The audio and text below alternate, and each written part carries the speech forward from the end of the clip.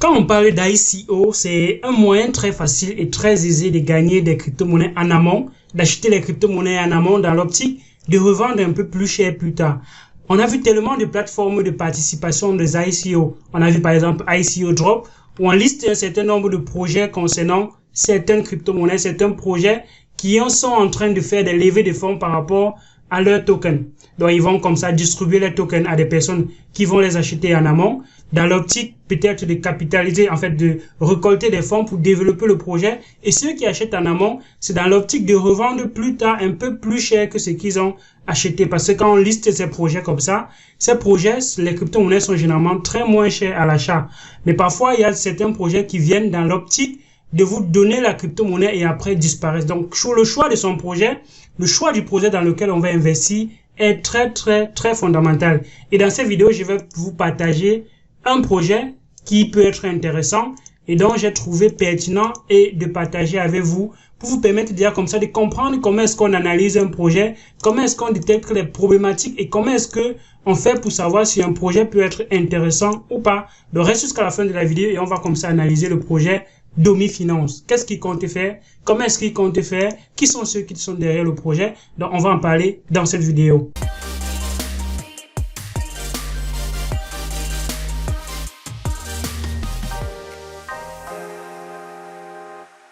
Salut, bienvenue sur la chaîne Elvis Conduit. Ici, on parle majoritairement de crypto-monnaies. Donc, si tu es intéressé déjà par les crypto-monnaies, si tu as une soif de savoir, d'apprendre et de découvrir comment cet univers qui est vraiment extraordinaire fonctionne, deux choses à faire pour l'instant. Abonne-toi et active la cloche de notification qui est la première. Et la deuxième chose à faire, si tu es nouveau, tu vas en description de la vidéo et tu télécharges le guide gratuit pour le débutant qui va te permettre de, comme ça d'aller un peu plus vite et de comprendre un peu les choses un peu plus détaillées. Like également la vidéo, partage la vidéo pour faire grandir la communauté et faire en sorte qu'on soit également nombreux sur le continent africain qui bénéficient de la crypto-monnaie. Si cela te semble un peu trop compliqué et que tu veux un peu aller plus rapidement, tu peux donc également en description de la vidéo, tu vas trouver mon calendrier où tu peux donc comme ça cliquer et on va se retrouver de l'autre côté pour discuter, juste toi et moi. Donc, tu nous rejoins également dans notre groupe Telegram où on parle majoritairement de crypto-monnaies. Si tu as des problèmes, si tu as des soucis, si tu as des questions, il y a des personnes très actives qui sont là pour nous aider et faire grandir la communauté. Donc, n'hésitez pas de nous rejoindre sur le groupe Telegram qui est également en description de la vidéo. Domi Finance est un projet de finance décentralisée. Quand on dit finance décentralisée, c'est juste la finance de façon classique qui est appliquée déjà comme ça sur la blockchain. Mais ce n'est pas le seul projet dans la finance décentralisée. Il y en a tellement déjà. Il y a Uniswap, il y a Pancake, il y a tellement de projets qui vont déjà dans ce sens-là. Mais quelle sera la particularité de Domi? Qu'est-ce qu'il compte faire? Comment est-ce qu'il compte faire? On va aller dans le livre blanc de Domi pour essayer de comprendre même ce qu'il compte faire. Donc, où est-ce que je vais trouver le livre blanc quand je suis donc dans Domi.finance ici? Comment est-ce que je fais pour avoir le livre blanc? Donc, je me balade juste sur le site là et bon, je vais aller très rapidement et je vais voir le livre blanc ici en bas du site. Donc, tout au fond du site, je vais voir ici White Paper.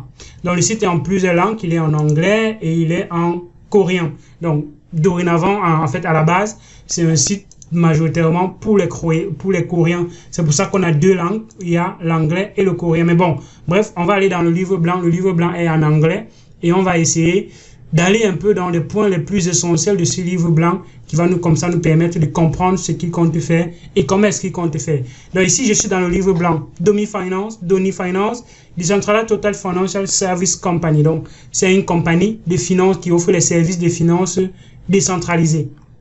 Je ne vais pas aller point par point, détail après détail. Je vais aller directement sur les choses les plus essentielles. Donc, Domi Finance, qu'est-ce qu'ils sont en train de résoudre un problème? Il faut déjà connaître le problème d'abord et comment est-ce qu'ils comptent le résoudre. Donc, ici, ils disent que ça, c'est l'état actuel de la finance décentralisée. Donc, on a déjà Disassociation of Intermediaries. Donc, il y a une des associations comme ça, des intermédiaires. Donc, il n'y a plus assez d'intermédiaires et c'est déjà quelque chose qui est intéressant. Donc, Know Your Customer, donc ça veut dire que dans la finance décentralisée présentement, on n'a pas besoin d'utiliser son passeport ou bien son numéro de téléphone ou bien sa carte d'identité pour participer au service de la finance décentralisée. Et la finance décentralisée présentement est encore sécurisé du fait que ça se passe sur la blockchain. Et quand c'est sur la blockchain a déjà ceci de particulier qu'elle est sécurisée d'une certaine façon. Donc, la finance décentralisée, puisqu'elle est sur la blockchain, est également sécurisée. Le marché actuel de la finance décentralisée, de la finance même en général, pas uniquement la finance décentralisée. Donc, la finance décentralisée, le document n'est pas peut-être très à jour, pèse aujourd'hui environ 40 milliards de dollars. Donc, c'est très insignifiant par rapport à ce que pèse la totalité des crypto-monnaies sur la blockchain. Donc, le marché des crypto-monnaies en général pèse environ 1,5 trillion de dollars. Donc, aujourd'hui, à l'heure où nous sommes en train de faire cette vidéo, le marché, la capitalisation des crypto-monnaies est à 1,5 trillion de dollars, qu'on peut voir ici en haut dans CoinMarketCap, dans 1,5 trillion de dollars. Le document n'est pas très à jour, mais bon, c'est pas ce qui est très important. Mais bon, on va voir qu'il y a une grosse différence entre ce qui est déjà investi dans la finance décentralisée et ce qui est donc comme ça investi dans la finance, dans les blockchains et les crypto-monnaies en général. Qu'est-ce qui fait donc cette différence? Est-ce que les personnes qui sont dans les crypto-monnaies ne veulent pas également participer à la finance décentralisée? Parce qu'en réalité, toute personne aujourd'hui, d'une certaine façon, participe à la banque. Quand vous avez votre argent, naturellement, c'est émis par des banques et plusieurs personnes, ils vont déposer l'argent en banque, ils vont faire des retraits en banque, ils vont faire des emprunts et autres. Donc, ça se passe d'une certaine façon à la banque, que ce soit les organismes, les microfinances ou bien les GIC et autres. Là, ça, c'est d'une certaine façon toujours la banque. Donc, est-ce que les personnes aujourd'hui qui sont dans les crypto-monnaies, ils ne veulent pas participer à la finance décentralisée ou bien à quelque chose qui les en empêche? Donc, imaginez-vous un seul instant que tout l'argent qui a été migré vers la finance, vers les crypto-monnaies en général, migre vers la finance décentralisée. Ça fait environ quelque chose comme fois 29. Bon, je pense que c'est un peu plus de fois 29 parce qu'on va faire 1,5. Donc, on va faire, ça c'est trillion. Donc, ça c'est 1,5 trillion. Si on divise par 46 trillions aujourd'hui, on va voir fois 46 milliards en fait. Si on divise par 46 milliards, oh là là, j'ai mal calculé, ça fait 1,5. Voilà, 1, 2, 3, 9, voilà, 1,5 trillion. Ça, c'est 1,5 trillion. Si on divise ça maintenant par 46 milliards, voilà.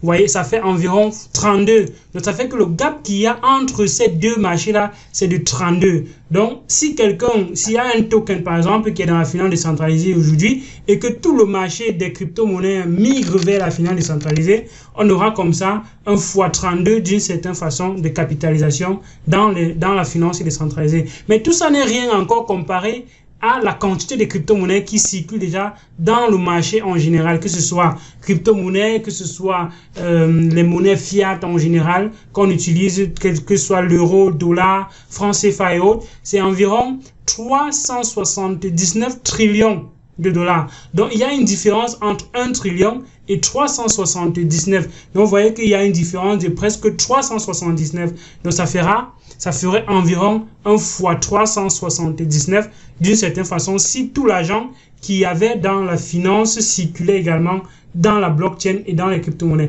Donc, si tout ceci quitte des blockchains, quitte comme ça de la finance classique vers la finance décentralisée, on aura ce 32 ci fois quelque chose comme 370. Donc, j'ai fait fois 670, mais ça fera environ 1 fois 20 000%.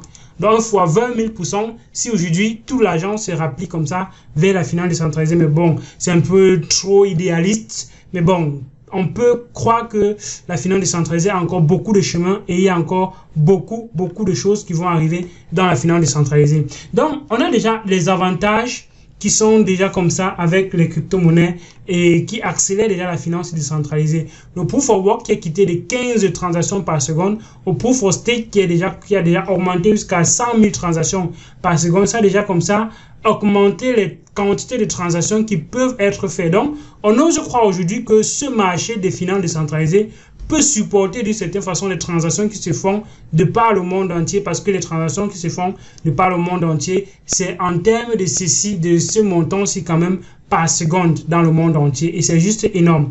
Donc, Présentement, les finances décentralisées ont un gros problème.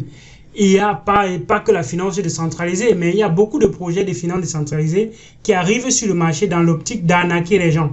Donc, ils vont vous donner les APY, donc les taux d'intérêt annuels qui sont irréalisables. Vous voyez les taux d'intérêt parfois sur certaines plateformes jusqu'à 3000% d'intérêt annuel. Et le but en réalité, c'est que vous achetez leur token pour venir bloquer et on vous redistribue ce token-là. Mais comme les gens vont gagner les intérêts très rapidement, ils vont donc directement aller revendre ce token-là parce que le but, c'est d'avoir les intérêts directement. Donc, dès qu'ils vont recevoir les tokens, ils vont aller revendre directement et le prix va d'abord augmenter très rapidement parce que les gens vont acheter majoritairement pour aller bloquer et après, le prix va encore chuter très drastiquement parce que dès que les gens vont percevoir les premiers intérêts, ils vont directement aller revendre cela pour avoir les bénéfices. Donc, ça fait une grosse perte pour les personnes qui ne savent pas comment ça fonctionne et ça fait donc comme ça qu'on appelle ces projets-là des scams. Scam Center Development. Donc, c'est une plateforme, la finance décentralisée encore aujourd'hui, et certaine façon, une plateforme de développement d'arnaque.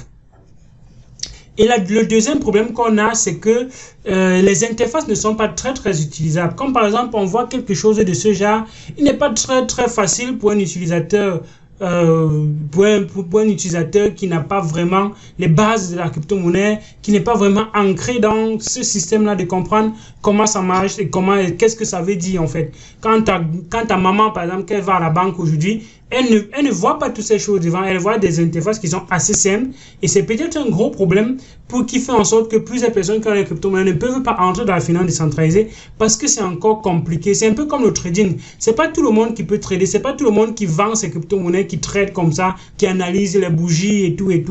C'est compliqué. Alors que s'il y avait une interface très simple où ta maman voit, bon, elle clique juste ici, elle clique juste là-bas, c'est très facile. On ose croire que plusieurs personnes pourraient encore migrer vers la finance décentralisée. Donc, ça ce sont les deux problèmes majeurs et fondamentaux aujourd'hui dans la finance décentralisée. Non, maintenant, comment est-ce que Domi compte réaliser cela? Il compte déjà mettre une plateforme de finances décentralisée qui offre le check-in saving. Donc, le check-in saving, ça veut dire que vous pouvez fournir de la liquidité, votre argent travaille pour vous de cette façon, contre intérêt. Et ils vont prévoir maintenant les loans. Les loans sont les emprunts, donc vous pouvez emprunter de la crypto-monnaie pour faire des actions que vous avez besoin de faire et venir remettre par la suite. Gestion de portefeuille, portfolio management. Donc, gestion de portefeuille, qu'est-ce que tu as et tout.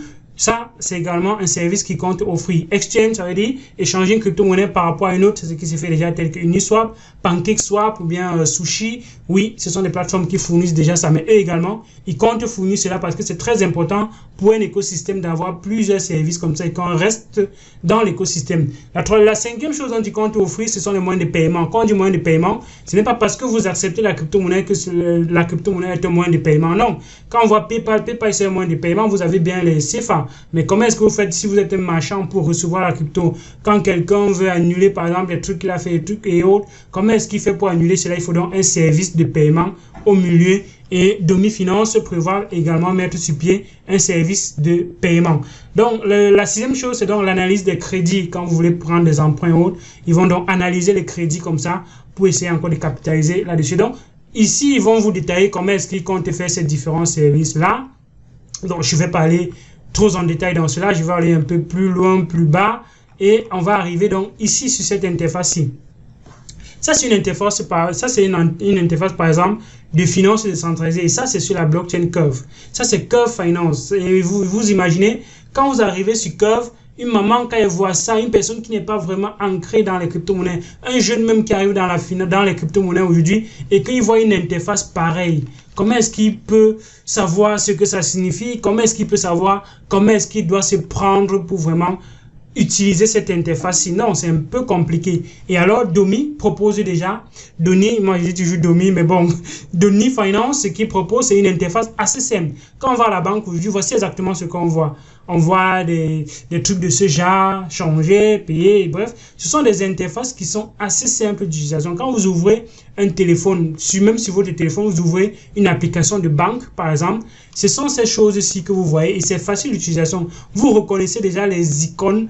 Parfois, vous n'avez même pas besoin de lire parce que moi, ici, les applications sont en chinois et comme je ne lis pas totalement le chinois, parfois c'est difficile de reconnaître certaines choses, certains caractères dans l'application. Mais par contre, quand il y a des icônes assez simples comme ça, oui, tu sais que ça, c'est le loan, ça, c'est l'exchange, ça, c'est le paiement et tout. Donc, tu cliques simplement et c'est un peu plus facile d'utilisation. Je pense qu'une interface comme ça pourrait faire en sorte que plusieurs personnes adhèrent également à la finance décentralisée, que ce soit un peu plus facile pour les non-experts de participer à la finance décentralisée. Donc, le marché de la finance décentralisée est énorme du côté du Japon parce qu'ils ont un gros volume de traders et ils ont une facilité d'adoption par rapport aux crypto-monnaies. Donc, c'est pour ça que leur cible en général, même d'abord première, c'est la Corée. Parce que, bon, quand on arrive sur le site, c'est en coréen et en anglais. C'est clair que leur cible au départ, ce sont les Coréens au départ. Mais bon, ça va s'étendre encore à plusieurs autres personnes. Aujourd'hui, nous sommes en train d'en parler. Ça veut dire que nous pouvons participer également à cela parce que la blockchain a ceci de particulier qu'elle n'a pas de limite. Et comme elle n'a pas de limite, alors on n'a pas besoin de restreindre à un seul espace. Mais bon, le document a été fait en étudiant la circonstance particulière du Japon. Donc, au niveau des partenariats, on voit que le projet Doni Finance aujourd'hui a déjà quand même quelques partenaires. Il y a comme ça EOS qui est donc l'équipe qui développe le projet d'une certaine façon. Pour ceux qui ne savent pas ce que c'est que EOS, on va voir cela dans quelques minutes. Il y a Tipeee, il y a DeFi Code, et il y a également quelques autres partenaires qui sont comme ça en train de soutenir ce projet-là. Donc, quel est le plan de développement du projet, qui est quelque chose également de super important. On va aller plutôt sur le site pour voir comment est-ce que le plan fonctionne. Il y a encore bien des choses encore ici. Il y a bien des choses là-bas, mathématiques, que vous ne pouvez ne pas comprendre, bien évidemment, pour le moment. Mais voilà, c'est comme ça, détaillé. C'est un document qui explique comment est-ce qu'ils comptent faire les choses. Quelle est la plus-value qu'ils auront, même quand on parle de liquidity pour les algorithmes d'emprunt et autres, là, comment est-ce qu'ils comptent capitaliser là-dessus? Tout est détaillé dans ce document-ci. Il y a dans cette partie qui est très intéressante, c'est la distribution du projet, c'est la distribution des tokens. Comment est-ce que les tokens vont être distribués? Parce qu'on est comme ça en train de parler de la tokenomics. Comment est-ce que le token sera distribué? Il y a donc comme ça 10 millions de tokens qui seront issus, qui seront créés. Dans le nombre total de tokens de DON qui seront créés, c'est 10 millions. Et dans ces 10 millions, il y a 5% qui vont aller aux partenaires pour le marketing et l'équipe qui développe le projet. Il y a 10% qui vont aller à airdrop. Airdrop, ça veut dire qu'on distribue gratuitement. Et ils ont annoncé récemment que le airdrop allait se faire à ceux qui détenaient les EOS sur la plateforme de Binance et un autre exchange. Donc, si vous aviez les EOS dans votre portefeuille, à l'instant où ils ont fait les captures des adresses, donc où ils ont récupéré les adresses qui détenaient les EOS à cet instant-là, vous êtes donc éligible pour avoir les dons gratuitement. Donc, Binance a fait l'annonce, j'ai partagé cela dans le groupe, où Binance disait que le 25, je pense que c'était le 25 février à 7 GMT, il devait comme ça bloquer les transactions, les transferts, retraits ou bien dépôts dans la plateforme, comme ça pour éviter, en fait pour calculer, pour voir quelle est la quantité de EOS que chaque portefeuille a. Et donc ceux qui avaient les EOS dans le portefeuille à l'instant là, leur adresse a été prise et ils vont comme ça recevoir les dons gratuitement. Mais c'est pas le seul moyen qu'on peut faire pour avoir les dons. Il y a encore une autre partie qu'on va voir par la suite. Private Investor. Donc les investisseurs privés, ceux qui ont soutenu le projet parce que le projet a déjà été développé comme ça d'une certaine façon depuis 2020. Ils sont en train de développer le projet. Mais il y a déjà des personnes qui ont investi dessus et qui ont soutenu. Et là, ils sont à hauteur de 5%. C'est un moyen. Eux, ils ont encore eu la crypto-monnaie un peu moins chère et bien évidemment.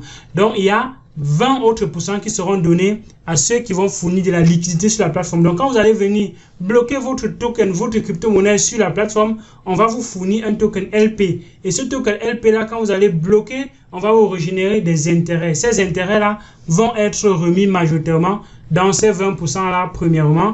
Et deuxièmement, par ceux qui vont payer les frais de transaction pour ce que vous allez utiliser. Donc, voici à quoi va servir ces 20%.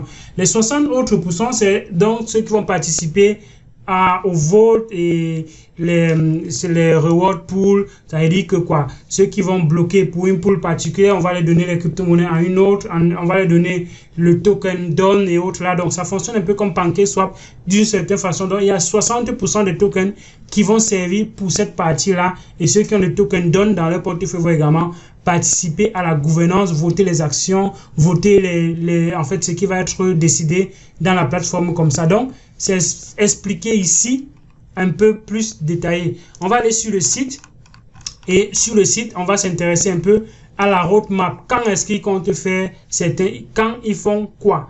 Ils ont commencé déjà à développer le projet le premier trimestre de 2020, et apparemment il y aura un bon nombre de choses qui vont arriver en 2022. En 2021, nous sommes déjà ici présentement. Il y a donc ce service de finance-ci qui est en train d'être lancé présentement. Il y a le check-in en saving. Il y aura encore comme ça les loans, les exchanges et d'autres choses qui vont arriver par la suite. Donc DEX, on voit ici que ça va arriver au deuxième et au troisième trimestre de 2021. Et au quatrième trimestre, on aura comme ça New DeFi Service, brand new service for the DeFi Market Portfolio Management. Donc la gestion de son portefeuille, c'est ce qui va arriver en fin d'année. Mais après, on aura encore Soft KYC et Launchpad en governance, launch and update. Donc, il y aura quelques petites choses qui vont arriver par la suite. Mais bon, présentement, ils sont en train de faire du staking. Donc, un deuxième moyen pour avoir la crypto-monnaie, pour ceux qui ont raté d'avoir les EOS dans leur portefeuille le 25 janvier quand c'était lancé, il est donc possible d'avoir les dons en stakant une crypto-monnaie, en bloquant une autre crypto-monnaie. Et donc, il y a donc 4 crypto-monnaies qui peuvent être bloquées pour avoir les dons. On a dit ici, un don by providing liquidity. C'est-à-dire que si vous avez les EOS, vous pouvez également venir ici, déposer vos EOS et on va vous donner les dons. Donc, c'est un peu comme du farming.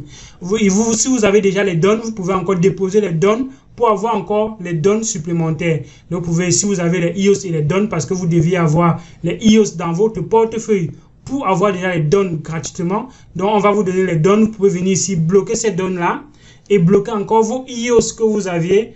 Ça va faire que vous serez renuméré doublement en dons. Ici en dons, ici encore en dons, ça fait doublement. Mais si vous avez également les HUSD dans votre portefeuille, vous pouvez également venir les bloquer ici pour avoir les dons. Si vous avez le PPT, vous pouvez également venir bloquer ici pour avoir les dons. Mais cela va commencer dans 4 jours. Donc, c'est dans 4 jours que ceci sera ouvert. Donc, il suffira juste de télécharger l'extension e-wallet sur votre navigateur.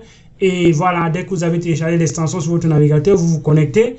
Et dès que vous êtes connecté, voilà, si vous n'avez pas un compte, vous créez un compte. Et dès que vous créez un compte, vous pourrez donc comme ça vous connecter. Quand il dit créer un compte, c'est un portefeuille sur la blockchain EOS. Parce que là, ça fonctionne. Ça, c'est une finance qui va se passer sur la blockchain EOS. Donc, il faudrait que vous ayez le portefeuille EOS et que vous ayez donc une adresse EOS qui va vous permettre de participer donc à tout ceci. Donc, ils ont expliqué encore ici, ils ont expliqué dans ce document-ci, ça c'est le document détaillé encore qui explique comment est-ce que les tokens seront distribués, qui est quelque chose de vraiment d'intéressant. Quand ils détaillent au maximum comment est-ce que le token sera utilisé, c'est très très important et je pense que c'est un point qui est assez positif. Donc, où est-ce qu'on peut les rejoindre? Pour ceux qui veulent les rejoindre, bien évidemment, ils ont laissé quelque part ici en bas les moyens de les rejoindre. Ils sont sur Telegram. Ils ont également un blog, donc le blog sur Medium. Donc, leur blog sur Medium, c'est là où ils vont comme ça annoncer comment est-ce qu'ils comptent fonctionner, quelles sont les nouvelles annonces. Et voilà, donc restez toujours connectés si vous soutenez ce projet. Si c'est un projet que vous parle et que vous voulez participer, donc vous devez les suivre sur ces différentes plateformes-là pour savoir qu'est-ce qui arrive, qu'est-ce qui est annoncé, qu'est-ce qui compte, qu'est-ce qu'il faut faire à cet instant. Donc, il y a donc l'exchange UOB et l'exchange Binance qui ont été utilisés pour faire le airdrop. Donc, si vous aviez les EOS dans l'un de ces deux exchanges, alors en date du 25, exactement à 7 heures, vous recevez dans ce portefeuille-là les dons gratuitement. Donc, j'espère que cette vidéo t'a plu. J'espère que tu as comme ça compris comment fonctionne la crypto-monnaie DON, qu'est-ce qu'ils comptent faire, e-commerce qu'ils comptent faire, qui sont ceux qui sont derrière le projet, bien évidemment, c'est ceux qui sont derrière la plateforme EOS qui est une blockchain qui apporte déjà quelque chose une blockchain qui est encore plus décentralisée, une blockchain qui est encore qui est encore plus rapide, et une blockchain qui a son propre consensus de validation, qui est dans le proof of belief, qui est dans la preuve de croyance. Donc, quand l'algorithme de validation des transactions ici, c'est une preuve de belief, une preuve de croyance. Alors que dans le Bitcoin, c'est le proof of work. Dans Ethereum, c'est le proof of stake. Donc, il faut aller un peu dans d'autres crypto-monnaies telles que ADA, Cardano. Même dans Ethereum, pour le moment, c'est encore le proof of work. Donc, il y a comme ça ces différents algorithmes-là qui sont utilisés par différentes plateformes. Chaque plateforme peut avoir son propre consensus de validation. Donc ici, ils utilisent le proof of belief. Donc, qui sont ceux qui sont derrière ce projet? Ce sont des personnes très très connues. Et la crypto-monnaie EOS est listée sur tellement de plateformes. Vous voyez, c'est listé sur combien de plateformes? Tellement de plateformes. Et voilà, les personnes qui sont derrière le projet sont assez connues. Donc, c'est l'équipe de EOS qui développe également le projet Donny Finance. Donc, j'espère que cette vidéo t'a plu. J'espère que tu as déjà compris un peu les buts de Donny Finance. Et si tu as des choses que je devais dire et que j'ai manqué de dire, tu mets cela en description de la vidéo. Et d'ici à là, tu t'abonnes et tu actives la cloche de notification pour ne rater aucune de mes vidéos. À une prochaine vidéo. Ciao.